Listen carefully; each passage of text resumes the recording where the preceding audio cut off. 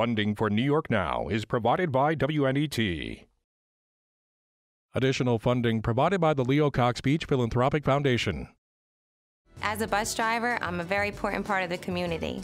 Nothing is more important than the safety of the children. I love the kids. That's what I'm there for, to do my job and deliver them safely and securely.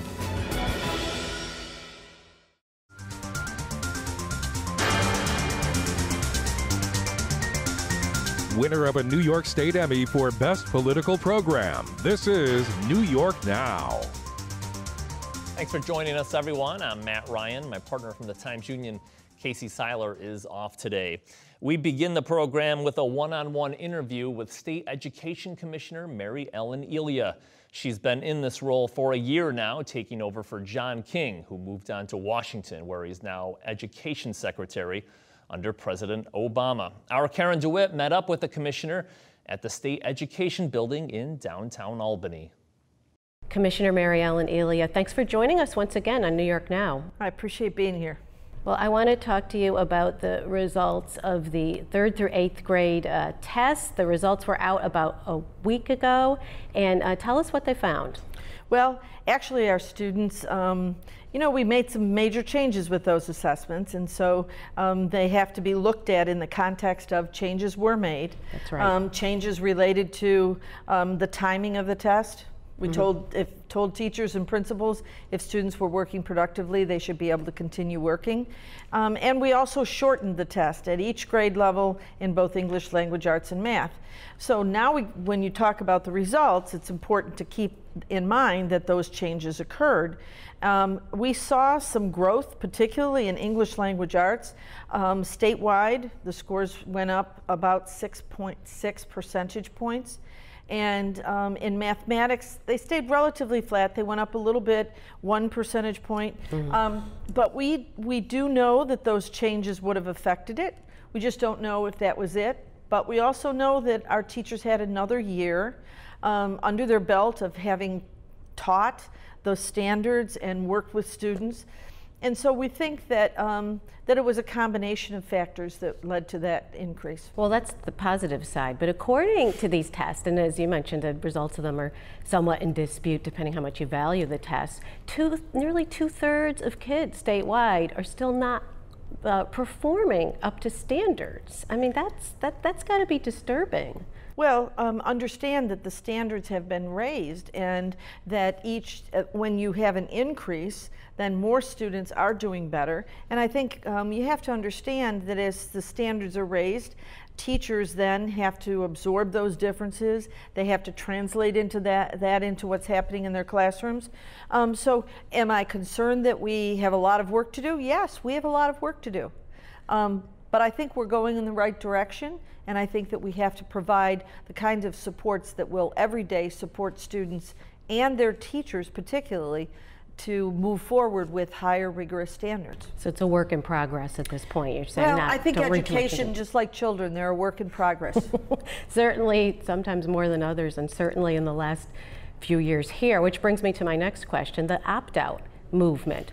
Once again, a fifth of students boycotted these tests. Now we have the Federal Education Secretary, John King, who is your predecessor as Education Commissioner here, wanting to impose sanctions on schools where more than 5% of kids opt out, which could be very bad news for a lot of schools in New York. Are you trying to change his mind or talk to him about that? Well, let's first address the opt-outs here in New York. Yeah. Yes, we did have, basically it stayed flat. And I talked to people across the state about that issue. I think parents have the right to make a decision. I think our role is to make sure that our tests are relevant, that we do things to support instruction and the use of the assessments in determining the direction of instruction. So we got the test results out earlier. We released 75% of the questions that were on our assessments. So we're building what I hope is for teachers and parents an openness and transparency about these assessments, to let them know these are assessments that match the standards, that are more rigorous. And I think we all agree we want our children in New York to meet rigorous standards. And we need to work with all of our teachers and our staffs and our students on moving that forward. So as that is occurring, we have to make sure that our parents are aware of those changes. 50% of the opt-out students, even though that stayed absolutely, it went up 1%, so it stayed pretty flat. 50% of them were new to being an opt-out student. 50% of them were not. So there were 50% of the students from last year who were opt-out whose parents decided to have them take the test this year. So you have a moving group of people here. I think our role is to do what's right for children, make these tests better, include teachers along every step of the way. We had teachers that were part of this process with the assessments, and they looked at every single question. 22 teachers from that grade level looked at every question. So that's building a trust with parents, I think. And so I think this is a process. It's not going to happen overnight. But Secretary King, it seems like he's going to mess this up, this sort of fragile calm and the steps that you've made to kind of get people, back into the process so they don't opt their kids out. If he goes in and punishes, some of these are, schools that by any other standards are really good, and he might label them as, struggling schools or what some people call failing schools. That's going to really mess things up here. And I don't agree with that. Yeah, I don't agree with that occurring. So how do our comments to the federal government related to the proposed regulations made it clear that we really believe that should not be part of this. And I have said, and the Chancellor Rosa has said, that parents need to be able to make a decision. We need to make sure that our tests are relevant and important, and therefore we think parents should make a decision to have kids take it, but it's their decision. But children should not be penalized for that decision. So can you get him to change his mind? I mean, what's the process here? Is there a public comment period now? And there was a public comment period. I know I saw he some received of the comments. Yes, he received a lot of yes, feedback from across the country, and I believe that the purpose of the new law was to put more control back into states and local school districts. That's what, that was the interpretation. But this would be the federal government, cracking down and, labeling schools and sanctions and, Well, let me say, we also have to have accountability. So this has to be a balance. But relative to this issue of students and parents' choice to have them not test, I don't believe that students should be in any way affected by that decision. We should work with their families, we should work to improve tests, but the concept of holding something over their head and the loss of funding to children, and the reason they would receive that funding is because they are in need, I think that's unacceptable. Now, you've been Education Commissioner for just about over a year now.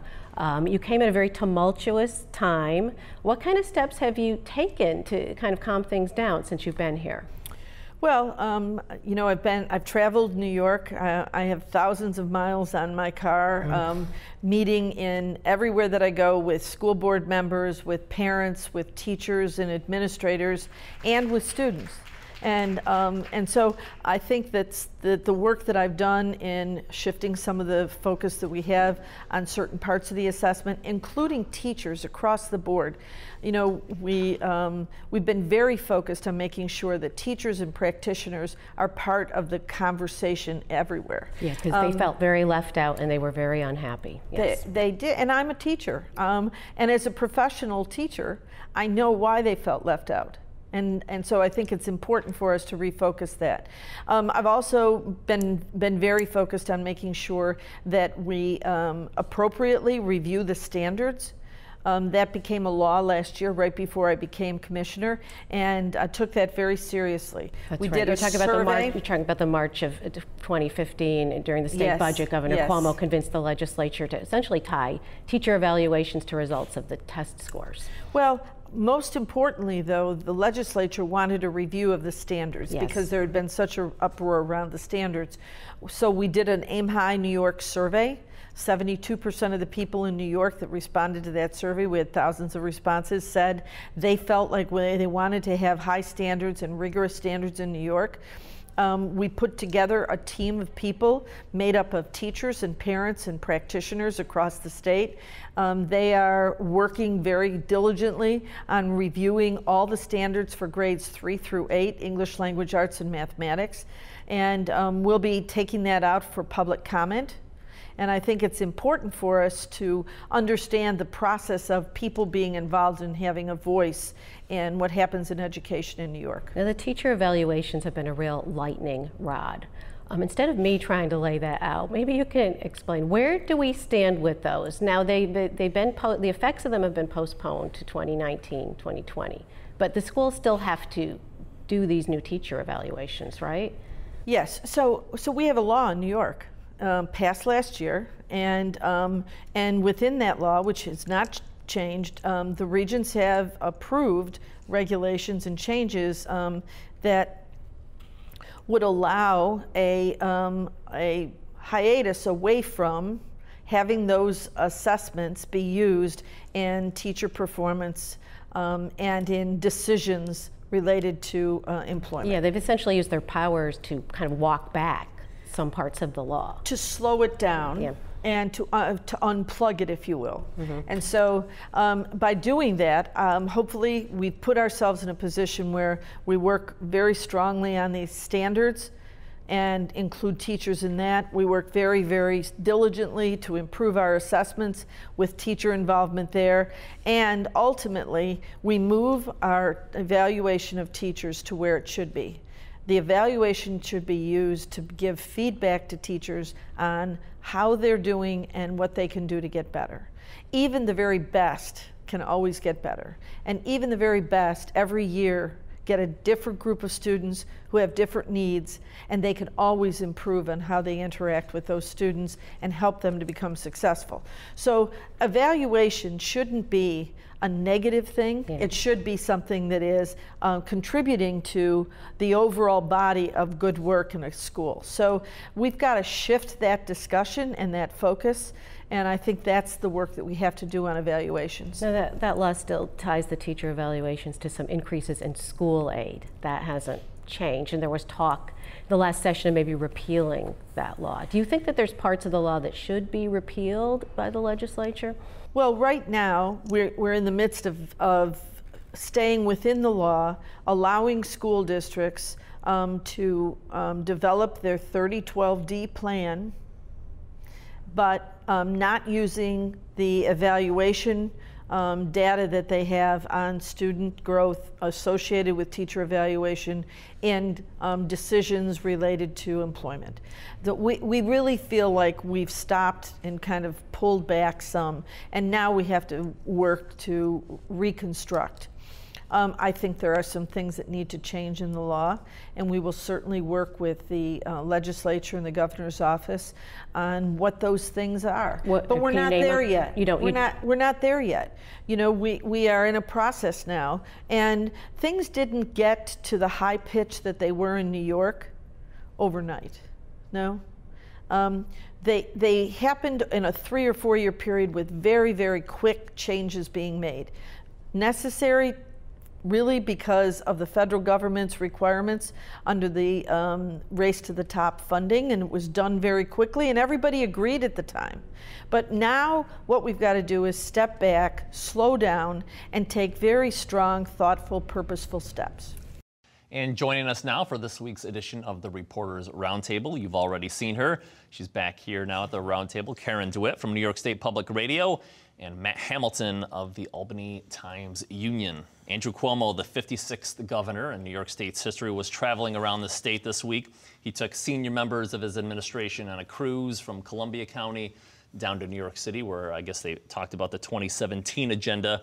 He also made appearances in central New York and western New York, and that's where he responded to some criticism by State Controller Tom DiNapoli, who in a report recently criticized Empire State Development and wondered if some of the governor's economic incentive programs were worth the cost. The governor Tuesday said Tom DiNapoli was, quote, dead wrong, unquote. and, quote, should educate himself in the area of economic development. The governor not holding back.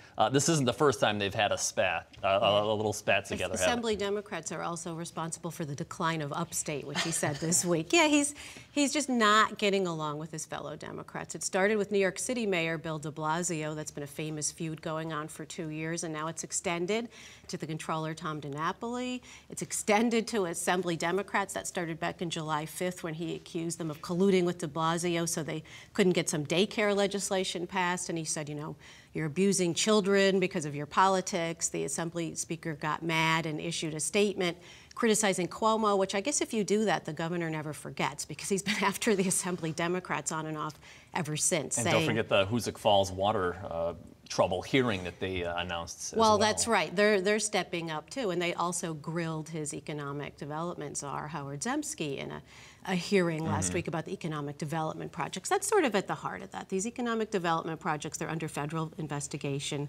Cuomo's really sensitive about them right now. Well, this is, I mean, he has made the point over and over again, nobody paid attention to upstate New York for 40 years. Yes. And who paid attention to upstate New York? I paid attention. No one's been a better governor for upstate than I have. So, I mean, this is a signature, you know, place for him to focus on, is upstate jobs and upstate economic development. And when, you know, Tom DiNapoli looked at the Excelsior Jobs program, said that ESDC did not have good oversight mechanisms to monitor that these people are actually following through on their commitments. You know, there was the startup audit even before the Startup New York report that came out, you know, kind of questioning how we're spending $40-some million on a national advertising campaign for, you know, handfuls of jobs in the grand scheme of things. Jobs when it came down to it, so yeah. I mean, it seems like from DiNapoli's standpoint, it's fair criticism. We heard Howard Zemsky, the head of ESD, last week talking about, you know, it takes time, and this is what year 2 it's been for Startup New York. So, you know, at some point, come next year at the same time, if the job numbers are still small, I mean, that's going to be a problem. Yeah, but the controller's job is to raise questions and do audits. Really, he's just doing his job here. But that's my big thing about these programs is what is the realistic time for them to actually germinate and do what they're supposed to do. I mean, we saw this even earlier this week. The Washington Post had a story about Hillary Clinton when she was a senator promising 200,000 jobs. Yeah. That never seemed to materialize. It never seemed to materialize. So, I mean, I think the problem for elected officials is you know, jobs, the economy are kitchen table issues. Voters understand those. Those are the very base level things. And when you start to, you know, put out that I'm going to bring a program that will bring, you know, especially X number of jobs, when you peg it to that, and then it doesn't fully come together in the time that people expect, people remember. So, I mean, it's a difficult thing to promise that this is going to bring economic development when it may take a lot more time than you actually have to prove that it did its job. Interestingly, the governor would not criticize Hillary Clinton. He was asked about her promise for 200,000 jobs. He said, well, I can't really judge that. But I can judge those Assembly Democrats, and they didn't do the right thing. But yeah, we've seen these economic development programs. Governor Pataki had a lot of them, and it's hard to prove whether they did anything or not. I think if you ask people in upstate New York, they don't really believe that they worked. And I guess that's why the governor doesn't want this chipping away at his image, because this is something he's really proud of. And while he's gotten in some good fishing on the weekends with his brother Chris Cuomo, as we've seen on social media, he's also been, this is the time of year where he travels around the state. You know, he's been on Long Island, he's been in the Bronx, went up to, I think, St. Lawrence County in the North Country, Western and Central New York. So this is his time where he gets around the state. And he tries to bring good news, and he doesn't like people jabbing at it. Right. All right, another story that made hay this week is a commission that's considering giving state lawmakers a pay raise, potentially as much as 47% from their base salary now, which is $79,500. Remember, state lawmakers haven't had a raise in the 21st century. Right, well, and this is an issue that's been simmering under the surface. I mean, this commission is not new. It was created in the 2014 budget legislation, I think it was. And so they considered judicial raises in 2015 and now legislative raises. I mean, it's a big number all at once, which is what the issue is. But when you haven't given someone a raise in 18 years and you haven't given them incremental raises, I mean, To a degree, what do you expect? It's really just the rate of inflation. Right. But people are saying, hey, my pay has not gone up. That's the big 50% in the last 15 years, and it's really struck a nerve. I mean, stories I've done, so somebody started an online petition. You should see that the comments on social media or just anecdotally talking to people. It's really struck a nerve with people because they don't feel like they're getting ahead in their personal lives. And here we have this like corruption crime wave going on with these lawmakers. Nobody thinks they're doing a good job, and you're going to raise their pay by 50%. Right. Yeah, even if we didn't have that, and even if people were getting incremental raises, I mean, people like their lawmakers, you know, their assembly member, their senators, but they don't like the legislature as a whole. So it doesn't matter if you're giving them $1 a raise, you know, per year. It doesn't matter. People don't like it. And that's a good point you bring up. Is it going to affect them on election day? Because I think people will say, oh, I like Senator so-and-so. I've seen him down the street. I've heard his name. And they'll vote for him even if they're mad about this. But I think what will happen is, and the commission has to statutorily make its recommendations after Election Day, mid-November. But what I think what will end up happening with it is they'll get the raise. 2017 is not an election year, but come 2018, you have incumbents who were there before the raise and then got the raise and didn't come back between November and December to vote down the raise. You'll have candidates who will hit them for they did nothing as they got a raise for a do-nothing legislature, and that's where it's going to hurt on election what a day. time to be 2018. Yeah, what a time to be a challenger, huh? I mean, you've got to, and you know what? A lot of challengers will be really putting the pressure on the lawmaker as well. Will you accept this pay raise? See, they were hoping they didn't have to say anything because they could say, "Oh, it's some commission. We don't know anything about it. It's not till after Election Day." And now the pressure's being. And Governor Cuomo was doing that, putting the pressure on them, saying they should speak out. That whether they want to raise or not, and that's the last thing they want to speak out about. and at least one is, I can't remember the name off the top of my head, but at least one has said, "I'm not going to accept the pay raise." Which is interesting. But if they're in a close race, that might help them. But I think the question for the candidates is, and you've seen some candidates that have come out and said, you know, this is ridiculous, they shouldn't get a pay raise. But if you're a candidate and you come into the legislature automatically getting this higher salary than was before, are you going to say, no, I want the lower salary, or are you just going to come in and get paid? I think it was George Latimer, the senator I was talking about.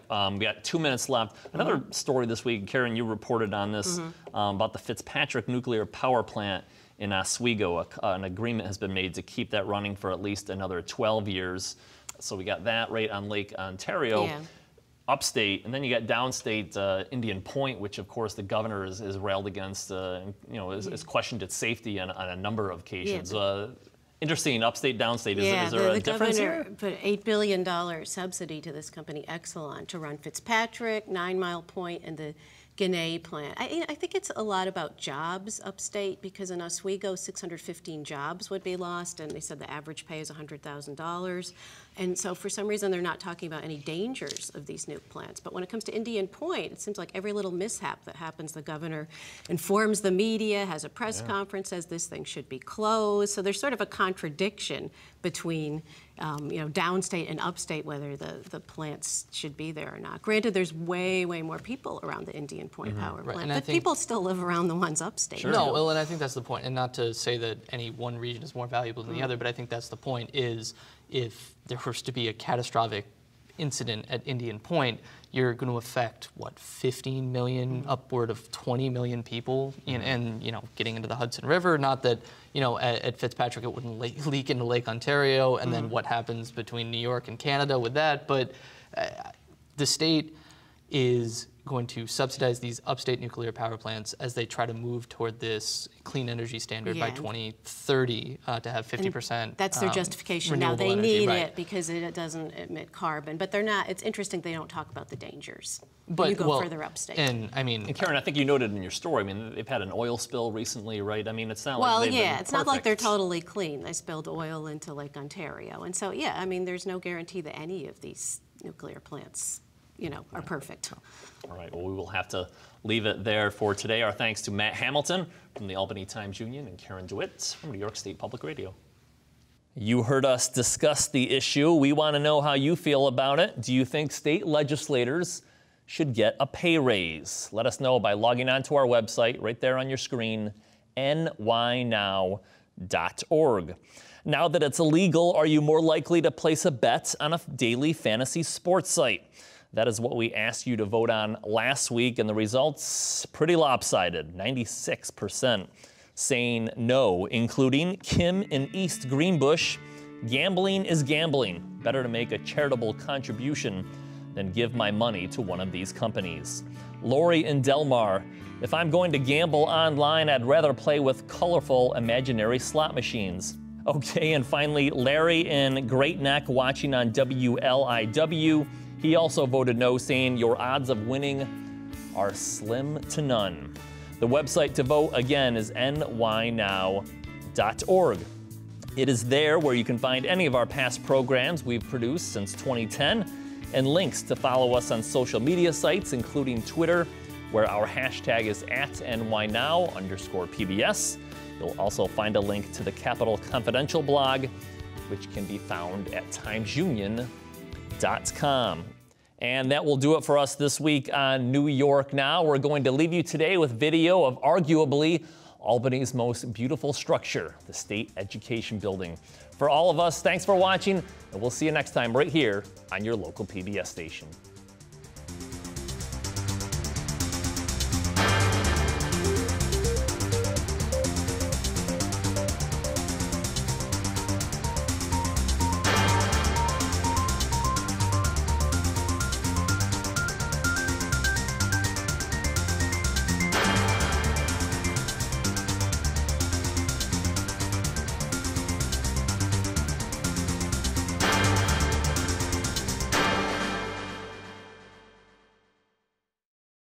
Funding for New York Now is provided by WMHT.